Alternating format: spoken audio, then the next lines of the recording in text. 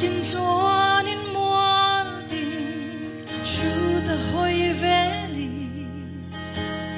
lui pui luang dam diai le theng dam khi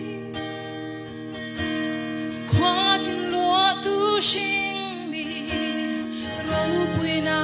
te ya asiam tu ro pui ziam in chu chi ke zong ga zai zel do in siam tu fakir